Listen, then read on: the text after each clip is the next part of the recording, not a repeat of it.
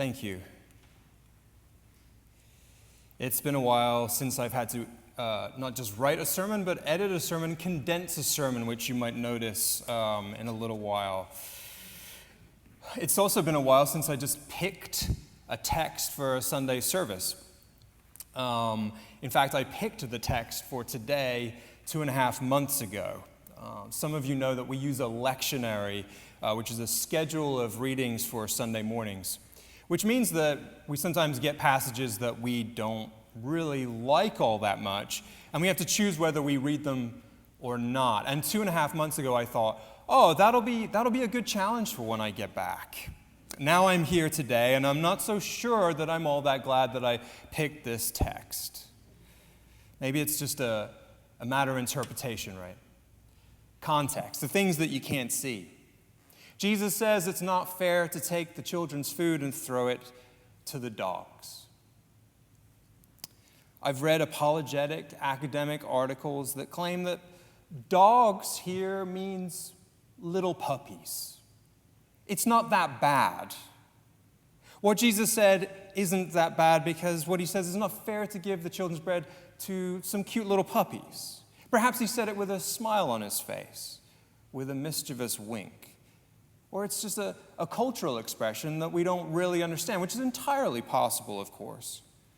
And that the point here, putting to the side that Jesus calls this woman a dog, is that from this point on in the Gospel of Mark, Jesus' ministry opens up. He ministers to Jews and Gentiles alike. All the way up until this point in the Gospel of Mark, he only helps Jewish people. Some people say that, Jesus is obviously just hangry. People say dumb things when they're hangry. You know that combination of hunger and anger? He's gone to Tyre for a break and for some anonymity, and he needs a rest. He just wants a day off. You know what that feels like, right? You just want a day off, and work comes crashing back in again. He's hangry. We have another fancy academic term for this. He lost his mind. You lost your mind? Where did it go? I lost it. I have no idea. For many Christians, though, the idea that Jesus was simply hangry or sick and tired of being around people or cranky or moody or lost his mind while being bothered by external problems is problematic. However you look at it, you're faced with a couple of uncomfortable realities in this story. Jesus does not initially agree to help this woman, and Jesus says something at best, not particularly kind, and at worst, absolutely disgusting to this woman who is seeking his help. Frankly, Jesus needs a course correction, and that right quick. The comedian Jim Gaffigan has made a career out of being, for a comedian, a stand-up comedian, relatively wholesome. He makes jokes about food and his own weight and his family size and his own Catholicism. He might be most famous for having opened for the Pope in Philadelphia. He's a clean enough stand-up comedian that he could open for the Pope. A number of years ago, he did a show at a club on Long Island, late on a Friday night. He went in expecting that there might be some give and take with the crowd, with the audience, at a club in Long Island late on a Friday night. He started his hour-long set, and someone in the crowd made a sound that sounded an awful lot like a cow mooing, like making fun of his weight. And he said, okay, I get it, I could stand to lose a few pounds. I understand, all right, but you can calm the heckling down. I kind of get it. And the mooing continued throughout the show. Someone calling out from the back to him, moo. And Gaffigan was like, the first 6 times that was kind of funny, but I'm starting to lose my patience with this a little bit. So 45 minutes into the set, someone is still mooing at him from the back. And Jim Gaffigan, who's done stand-up comedy all around the world for decades, is getting very frustrated. And he realizes that the cord that he has for his microphone is really quite long. And so he decides that what he's going to do is to go into the audience and confront his heckler. I'm going to go talk to this person. Now, the comedy club is very dark except for the stage, and he departs the stage to go into the audience, and the spotlight follows him several rows deep as he's like, all right, we're going to have a chat. Like, you can stop heckling me now. And then he sees the person who's been heckling him. A young, bright-eyed, enthusiastic man who utilizes a wheelchair and who needs to use a keyboard and screen for the majority of his communications. This young man is a big fan of Jim Gaffigan's and had been enthusiastically enjoying the show throughout the entirety of Jim Gaffigan's set. He was communicating laughter and approval and enjoyment during the show. Jim Gaffigan has a whole series on Netflix called The Pale Tourist. He's whiter than I am, which is really saying something. He said that any remaining color in his body drained when he realized what had happened. He said he wanted to die. He wanted the earth to reach up and swallow him whole. All he said was, well, I guess I'm a jerk. He said recently when the Chicago Tribune interviewed him about this incident, I used to think about that night, and it used to be a real yikes moment. But the cringe of it isn't there anymore in my memory. Essentially, I learned that I was a fool, and it's not the first time I learned that. Humility is the only remedy.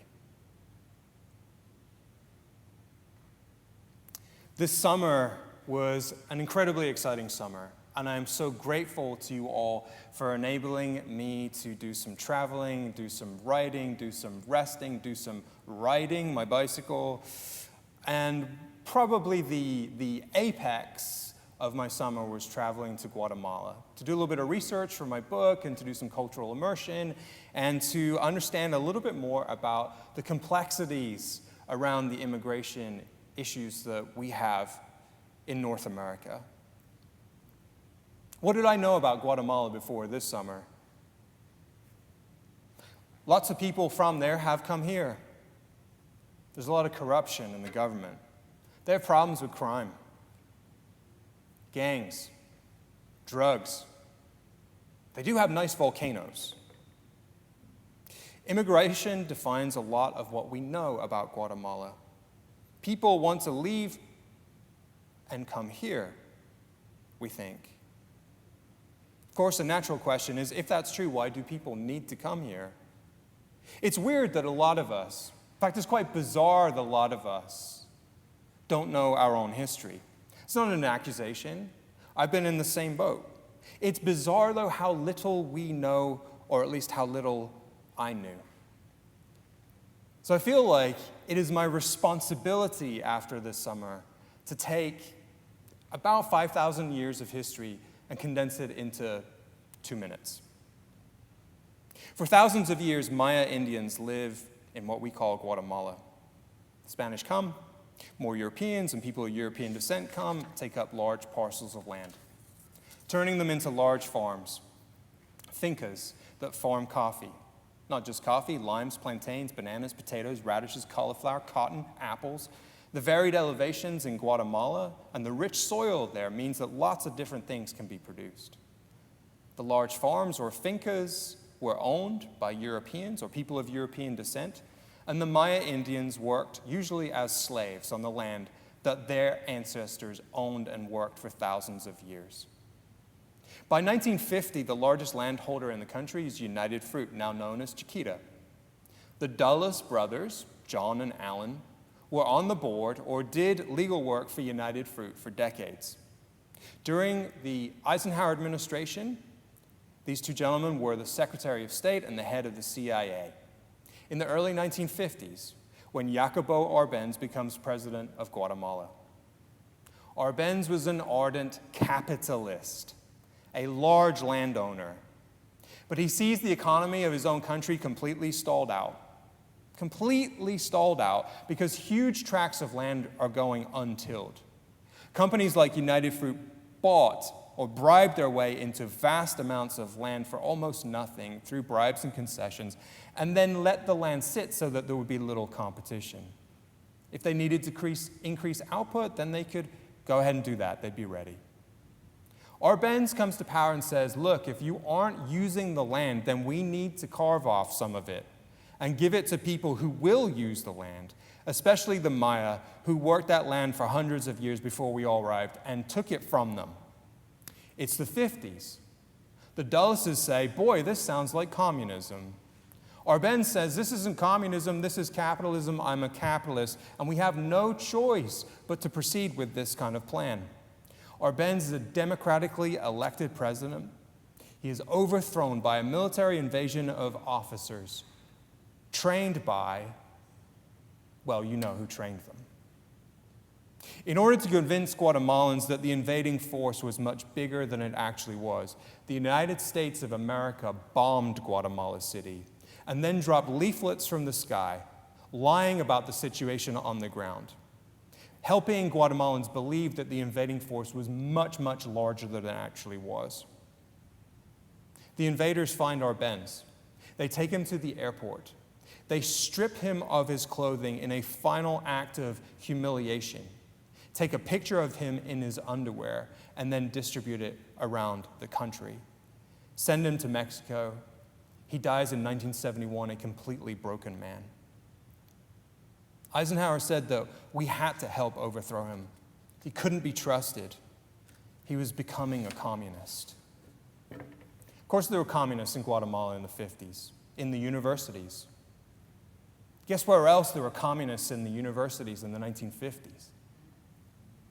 Some of you know the answer to that too. A chain of events is now initiated. Military governments, the seething of the people who had no land, then they did have land, and then they didn't again. Civil war starts, lasts 36 years, lasts into the 1990s. I didn't know before this summer that we helped initiate a war where 200,000 people disappeared.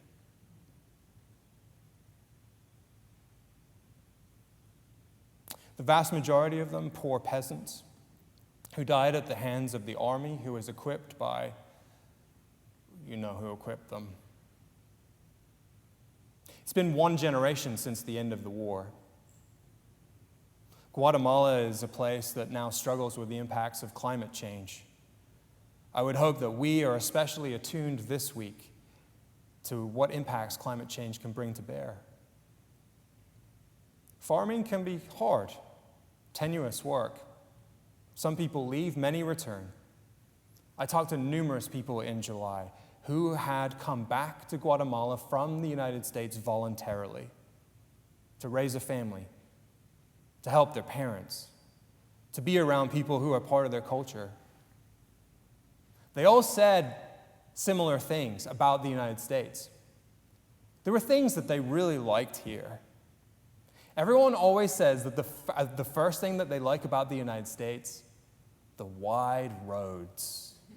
They can never believe how big the roads are. The 405 in LA, I-10 in Phoenix, the Turnpike near Newark Airport.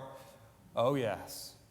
The malls, wow, the malls. The shortage of stray dogs, In-N-Out Burger. They wanted to be home so badly. They wanted to come and make some money, to have a house and a bit of security, to start a business back home. We have such a strange and toxic relationship with Guatemala. We're the problem and we're the solution all at the same time. The largest source of income in the country is remittances from here to there, to the tune of about $10 billion a year. To be sure, you don't solve a problem like immigration or inequality or poverty just by knowing the history. But it's a start. I have the whole speech in my head, of course. The next time someone talks about a Guatemalan coming here illegally, oh, you want to talk about illegal? You want to talk about illegal? but I suspect that won't get them or me very far. No, some history helps. It helps humble you. It helps you know that things are more complicated than at first glance, that our own mythologizing about our role in the world is just that. A mythology that gets told and retold and repackaged in different ways. Certainly when Eddie Glaude speaks about the mythology of our inherent goodness, Guatemala's history offers a counterweight to such a mythology. Still, I thought I knew a few things. We think we know a few things about how things work, how they ought to be. We are, after all, the land of wide highways and large malls and In-N-Out Burger, so we kind of know what we're doing. One morning in July, I went to a place called Finca de la Florida in the Western Highlands in the department of Quetzaltenango. I was told it was a coffee farming cooperative. My guide didn't say much else about what we were going to do there, and so we went and we met a woman named Rosara.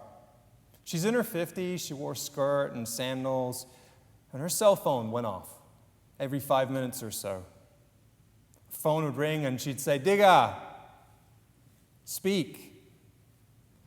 And I realized that in America we really waste a lot of time asking each other how everyone's doing when we call each other.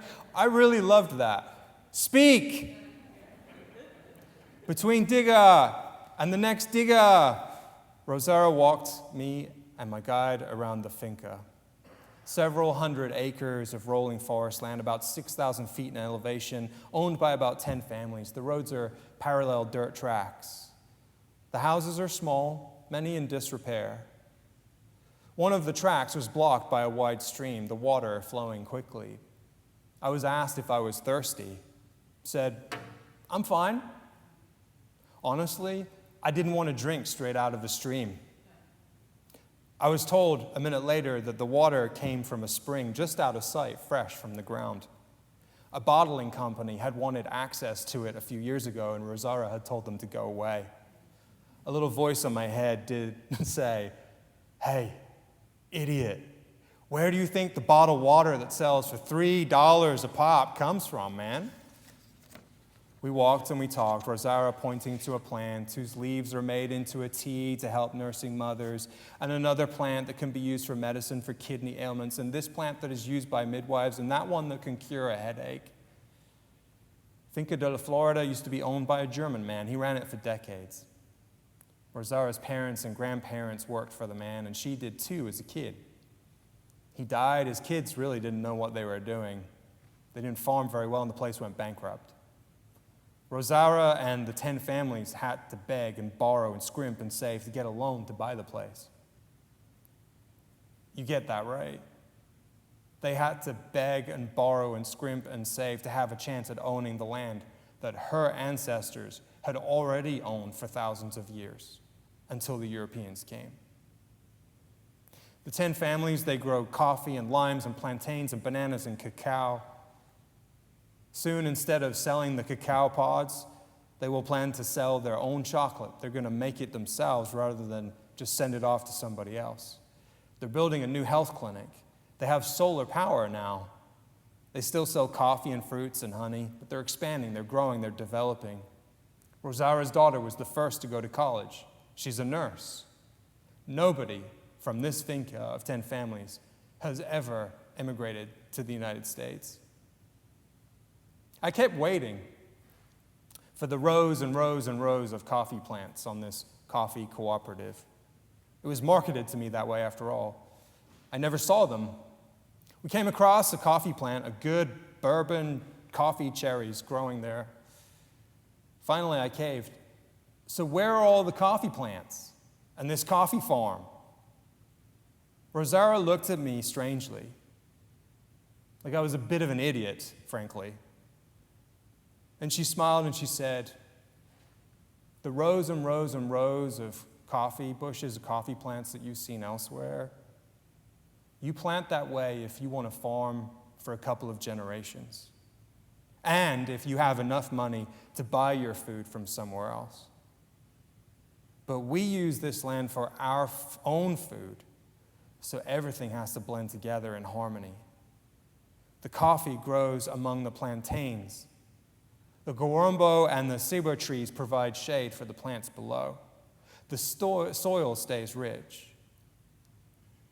We had to fight for our land for 100 years.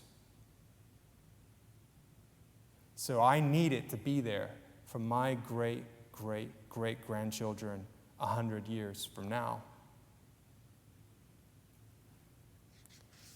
We should be careful which countries we call advanced and developing.